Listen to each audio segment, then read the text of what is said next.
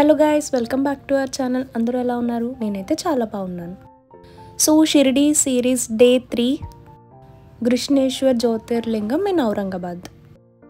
So day 3 Aurangabad ప్యాకేజ్లో మేము first Shani Shingnapur దర్శనం కంప్లీట్ చేసుకుని నెక్స్ట్ గృష్ణేశ్వర్ టెంపుల్కి వచ్చాము. ఈ గృష్ణేశ్వర్ జ్యోతిర్లింగం ఎల్లోరా కేవ్స్ నుంచి 1.5 కిలోమీటర్స్ దూరంలో ఉంటుంది.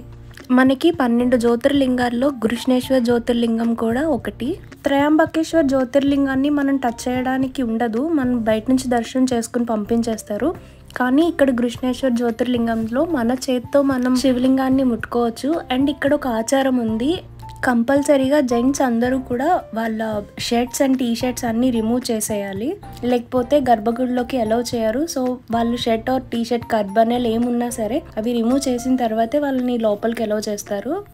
ఈ గృష్ణేశ్వర్ టెంపుల్లో సపరేట్గా 200 రూపీస్ 300 రూపీ టికెట్స్ అంటూ ఏమీ ఉండవు, అందరూ ఫ్రీ దర్శనంలోంచే వెళ్ళాల్సిందే.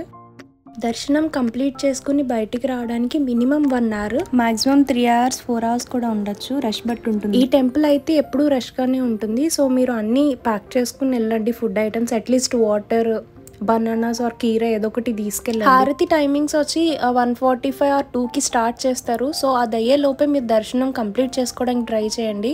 ఇన్కేస్ హారతి స్టార్ట్ చేశారంటే మిమ్మల్ని ఆపేస్తారు, దర్శనానికి అలౌ చేయరు హారతి కంప్లీట్ అయ్యే వరకు కూడా. సో మాక్సిమం హారతి ముందే దర్శనం కంప్లీట్ చేసుకోవడానికి ట్రై చేయండి. సో మాకైతే దర్శనం చాలా బాగా జరిగింది. మేము 2 అవర్స్ పైనే లైన్లో ఉన్నాము, బట్ దర్శనం అయితే చాలా పీస్ఫుల్గా చాలా చక్కగా జరిగింది. మా చేతులతో మేము శివలింగాన్ని పట్టుకుని దర్శనం చేసుకున్నాము. జెంట్స్కి అయితే వాళ్ళ హెడ్ ఉంటుంది కదా, ఆ హెడ్ శివలింగానికి టచ్ చేయిస్తారు. మీరు ఇక్కడ చూస్తున్నారు కదా, లోపల గర్భగుడిలోకి ఫోన్ అయితే అలౌ లేదు, బట్ నేను కొన్ని పిక్చర్స్ అయితే యాడ్ చేశాను, మీరు కూడా దర్శనం చేసుకోండి. ఇన్కేస్ మీరు పూజ సామాన్లు తెచ్చుకుని టికెట్స్ తీసుకుంటే పూజ మీ చేతులతో చేయిస్తారు, అది కూడా చాలా బాగుంది.